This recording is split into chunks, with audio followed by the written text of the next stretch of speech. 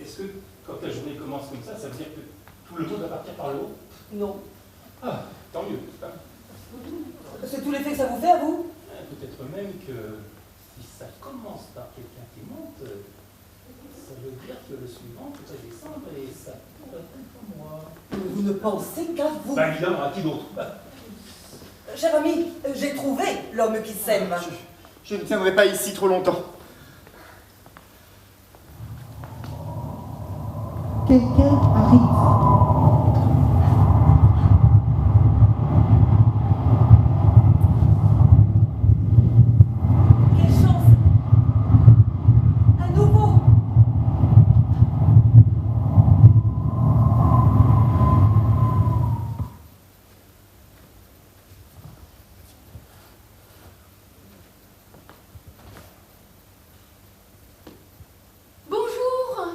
Bonjour.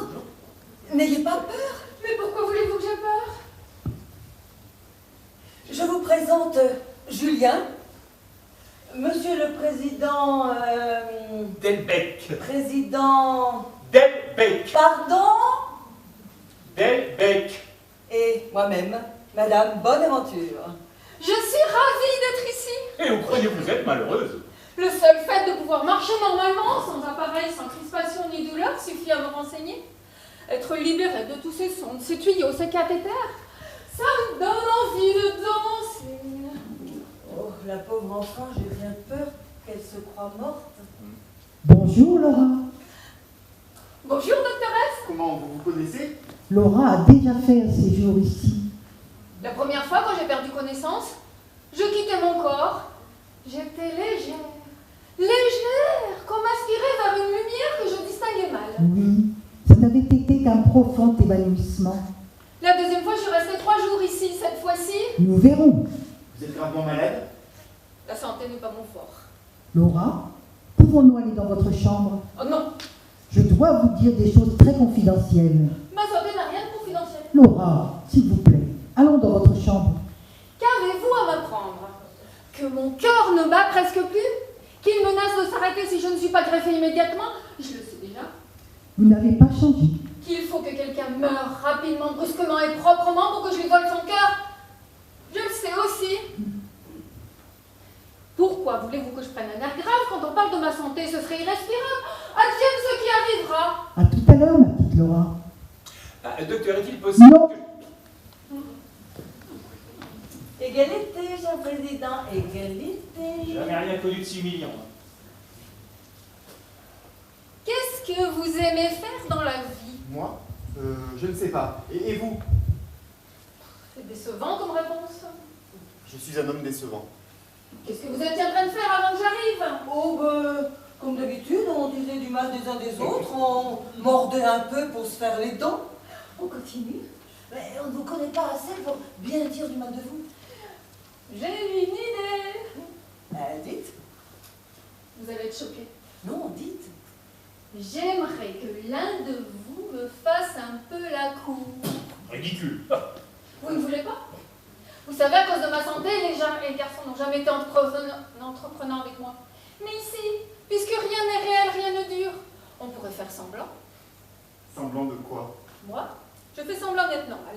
Regardez, je peux marcher, bouger, tourner. Et vous pourriez faire semblant d'avoir un flirt avec moi. Oh, s'il vous plaît, dites oui. Vraiment? Non. Et vous?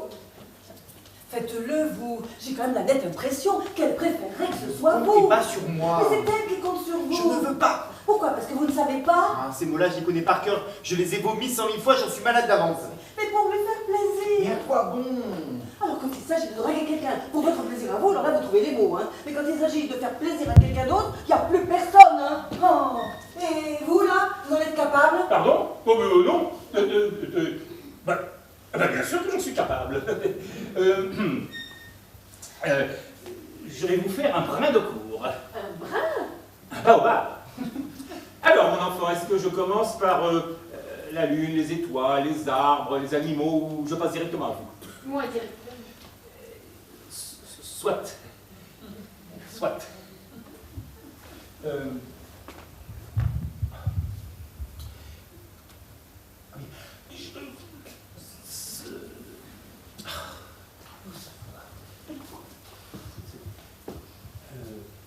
Ah oui.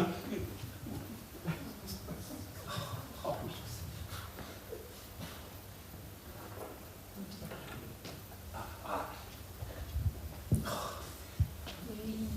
Oui, c'est bien. Quoi? Oui, c'est bien. Mais Pour moi, c'est totalement grisant. ah, mais Vous savez, pour moi, c'est la première ah, fois. mais je fais pas semblant. Vous êtes très jolie, mademoiselle. Oh, mais vous aussi, vous êtes très jolie. Bon, mais vous avez rien d'autre à faire ailleurs? De moi comme ça? Vous la mimez bien. Quoi donc? La gêne. Ah, mais je fais pas semblant. Oui. Oui. Non, mais je fais vraiment pas semblant, croyez-moi. Vous la mimez bien aussi. Ah oui. La bêtise. Oui. Oui. On devient bête quand on est amoureux. Ah oui. Laura, madame, monsieur, je voudrais que vous me laissiez seule avec... C'est tout à fait hors de question. Le président vient de me demander en mariage, n'est-ce pas? Je suis sérieuse, Laura. Mais moi aussi. Je dois parler à Julien.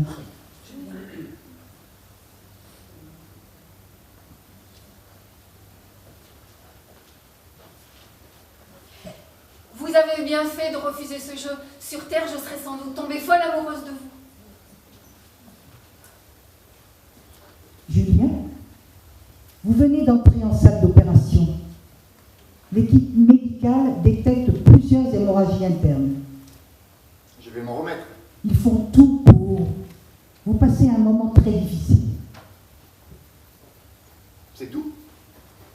Pour ne rien vous cacher. C'est tout? C'est assez, non?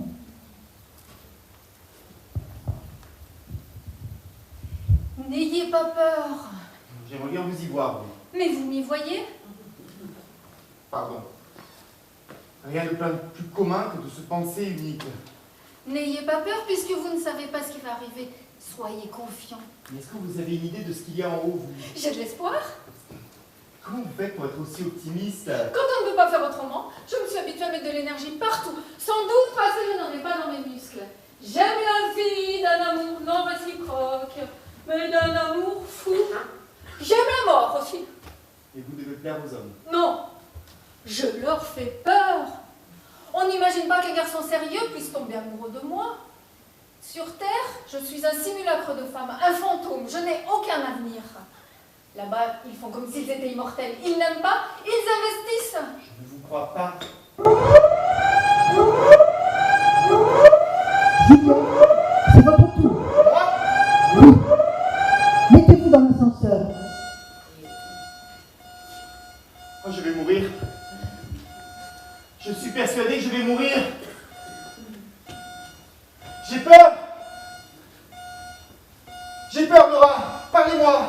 Qu'est-ce que vous voulez que je vous dise? Parlez-moi de vous, vite. De vous, dépêchez-vous. Je n'ai plus qu'une minute. Où habitez-vous? Dans une grande maison au bord de la mer avec des fenêtres larges comme l'horizon. Et puis, il y a la plage. Oui, longue, blanche et bleue. J'adore qu'on me promène longuement sur l'allée de la plage. Et puis, qu'aimez-vous faire? Vivre voracement. Écouter de la musique. Et en écoutant de la musique, écouter le silence autour. Et puis, Lire voracement pour vivre toutes les vies que je ne vivrai pas. et puis, Et puis, il me semble que j'aimerais être amoureuse. moi aussi. Vous êtes très belle, Laura. Pourquoi me dites-vous cela? Parce que je le pense depuis que je vous ai vu, mais je m'étais pas donné la peine de vous le dire. Lorsque les portes de l'ascenseur vous ont laissé apparaître, je vous ai trouvé étonnante, magnifique. J'ai pensé, je ne suis pas beau, mais quelle importance puisqu'elle est belle pour deux. C'est Et fou. je vous ai écouté tenir tête au docteur S. On aurait dit une figure de proue qui souriante affronter les embruns, la tempête, l'écume. J'ai pensé, je ne suis pas courageux, mais quelle importance puisqu'elle est brave pour deux. Taisez-vous. Et quand j'ai senti toute cette force, j'ai senti aussi la faiblesse. La faiblesse qui vient de la tension de la force, de cette force qui pourrait se rendre à tout moment. J'ai pensé que peut-être vous avez besoin d'une main. Dans une autre vie que je ne raterai pas, j'aurai demain à votre service. Voilà ce que je vous ai dit tout à l'heure. Et à l'instant même, il y a encore des choses que je ne vous dis pas. Que j'aimerais être avec vous dans la grande maison au bord de la plage. Écouter avec vous la musique et les silences. Et vous faire lire un peu moins pour vous faire vivre un peu plus. Taisez-vous. Parce que là, soudain, en face de vous, je me sens pris d'une fièvre fulgurante, une fièvre qui me donne de l'air, de l'enthousiasme, de l'appétit, une fièvre à soulever la terre, à vous rendre vos jambes, à vous broyer entre mes bras, à faire sonner pleine toutes les heures, à écarter la mort. Tiens, c'est étrange. Je n'ai presque plus peur. C'était une fausse alerte. Votre heure n'est pas encore venue. Ce sont des choses qui arrivent parfois, rarement. Un incident a dû se produire pendant votre opération. Je vous laisse. Je suis désolée de ce malentendu. Désolé. Julien? Elle est désolée. Un malentendu.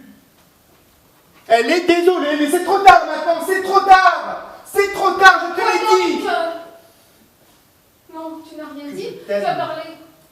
Tu as parlé de choses concrètes, de détails, de tu voulais vivre dans une grande maison, écouter de la musique. Non. Ces mots-là, mes lèvres les ont prononcés 100 fois toutes seules, comme un exercice qui appartient à la gymnastique du sexe. Mais pour la première fois de ma vie, je les ai sentis passer. Ils brûlent. Non, tu n'as rien dit. Je te l'ai dit. Je te le dis. Tu n'as pas pitié, n'est-ce pas? Mais non, non. Pas une seconde. C'est injuste. Jusqu'ici, je n'ai jamais eu peur. Mais maintenant, j'ai si peur. Peur de quoi? Peur de te perdre.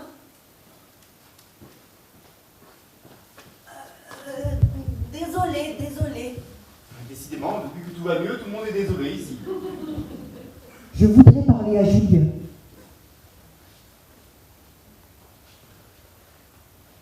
Ne me le prenez pas. Il reste ici, moi aussi. Plus personne n'a envie de partir.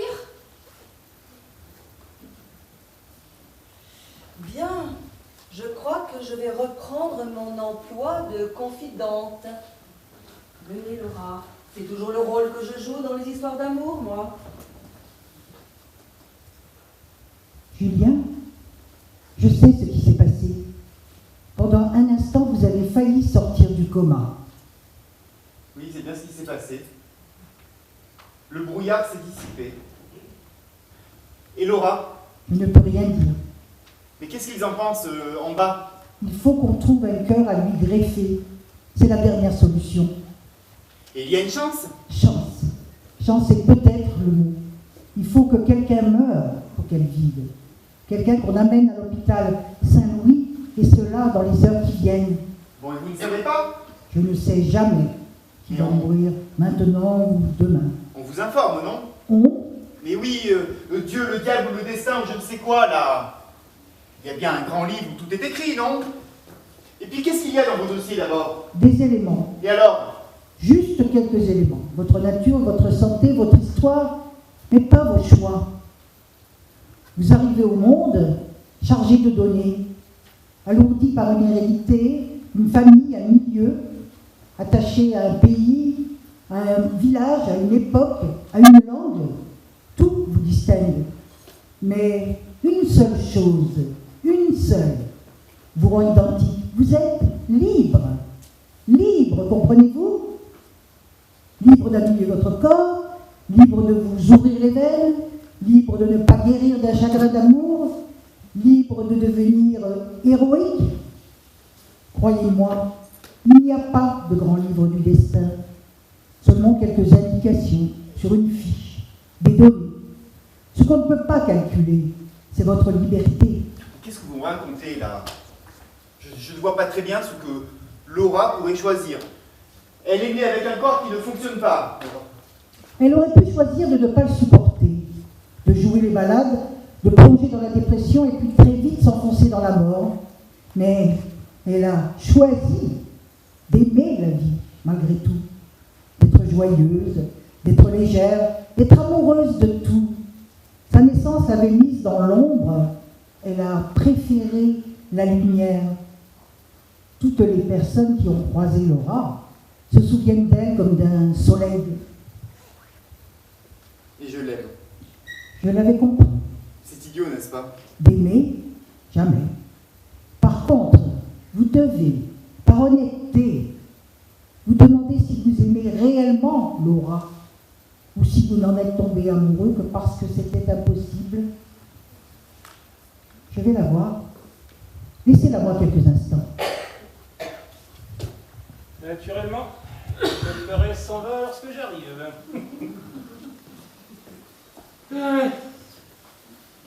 Je me demande si je ne me suis pas totalement trompé. Moi aussi. Ouais, on parle, on croit distribuer les bonnes cartes et on se reçoit brutalement le jeu en pleine figure. Ouais. J'ai fait fausse route.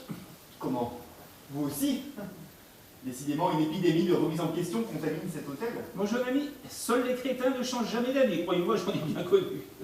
Ça, je n'en doute pas. Non, je n'aurais jamais dû déclarer que je faisais partie du Panthers Club. Le docteur S a dû vouloir y entrer un jour ou l'autre et mes collègues n'ont certainement pas apprécié ce petit professeur d'une clinique de banlieue. Je le vois bien depuis que j'ai prononcé le mot Panthers Club.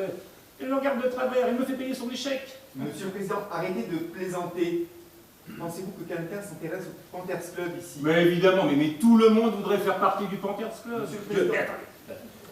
Je ne connais personne qui un jour ou l'autre n'a pas fait des pieds et des mains pour entrer au Panthers Club. Je n'ai jamais rêvé d'entrer au Panthers Club. Oh, Jamais, et je n'en rêverai jamais. ah, mais j'y suis. Vous préférez l'Otaris Club? Non. Mais puisque je vous dis que le Dr S s'est définitivement fermé lorsque je lui ai parlé du Panthers Club. Monsieur le Président, avez-vous compris ce que fait le Dr S du matin au soir ici? Diriger les êtres humains vers la vie, vers la mort, passer les destins. Ah non, ah non, ah non, ne me dites pas que vous avez cru la théorie foireuse de cette tire de cartes à la gomme.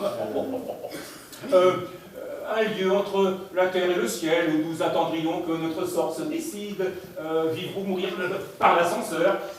Un hôtel entre deux mondes, en quelque sorte. Oui. Quelle naïveté. Mais pourtant, j'avais cru que vous aussi vous ajoutiez foi à cette... Mais je fais semblant. La mère de l'ancienne le croit, les pensionnaires le croient. Tiens, le docteur S et l'espoir pour pouvoir continuer son travail et moi-même, je ferai semblant d'y croire jusqu'au bout. Il ne faut surtout pas les contrarier.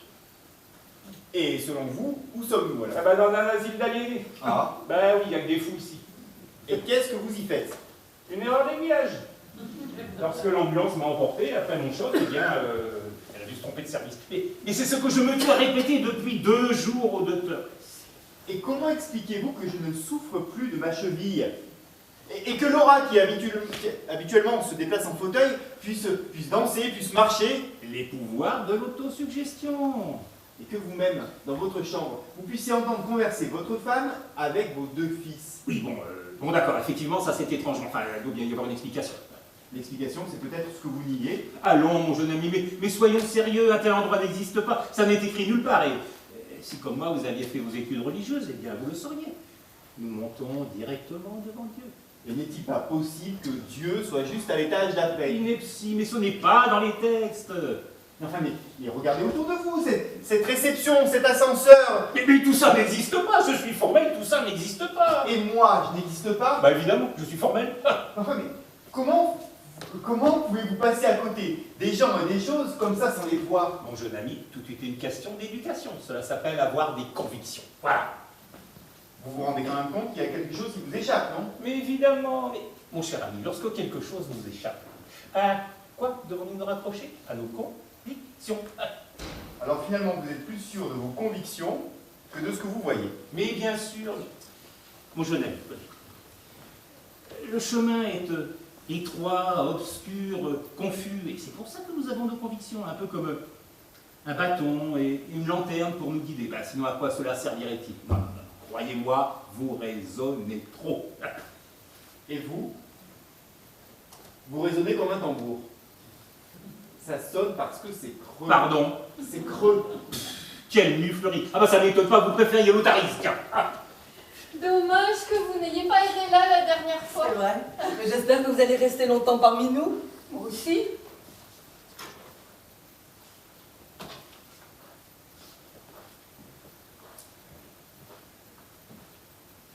Laura, c'est plus difficile maintenant. Oui. Je ne sais plus trop quoi penser.